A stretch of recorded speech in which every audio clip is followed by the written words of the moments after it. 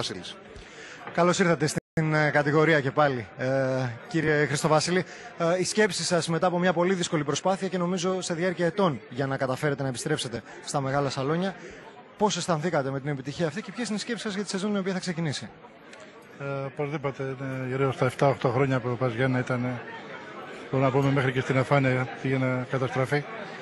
Ευτυχώς φέτος τα καταφέραμε, επανέλθαμε στη Super League. Στόχος μας είναι να σωθεί η ομάδα όσο δυνατόν νωρίτερα και να βάλουμε κάποιες γερές βάσεις για το μέλλον.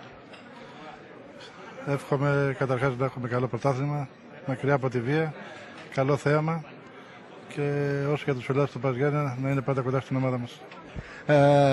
Έχετε ένα πλεονέκτημα το οποίο το ζηλεύουν ακόμα και ομάδες οι οποίες βρίσκονται σε πολύ μεγαλύτερα αστικά κέντρα. Και αυτό είναι η στήριξη του κόσμου.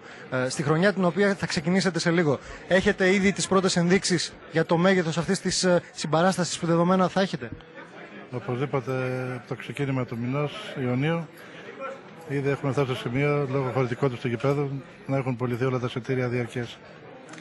Και είμαστε σε αυτή τη ευχάριστη αλλά και δυσάρεστη θέση. Θα θέλαμε να είχαμε πολύ μεγαλύτερο γήπεδο, αλλά πιστεύω στα επόμενα χρόνια να το καταφέρουμε. Αυτός λοιπόν είναι ο επόμενος μεγάλος στόχος για την ομάδα του Πας Γιάννενα, ένα μεγάλο νέο γήπεδο. Οπωσδήποτε. Ένα μεγάλο γήπεδο και μια ομάδα σταθερή για να μείνουμε στα Super League τα επόμενα χρόνια. Να ευχηθούμε να γίνει πραγματικότητα, να σας ευχαριστήσουμε και ό,τι καλύτερο για τη νέα σεζόν λοιπόν. Να είστε καλά και ευχαριστώ πολύ. Το Πας Γιάννενα στην πρεμιέρα του νέου πρωταθλήματος θα υποδεχτεί η Σκότα Ξάνθη, ο πρόεδρος της ομάδας της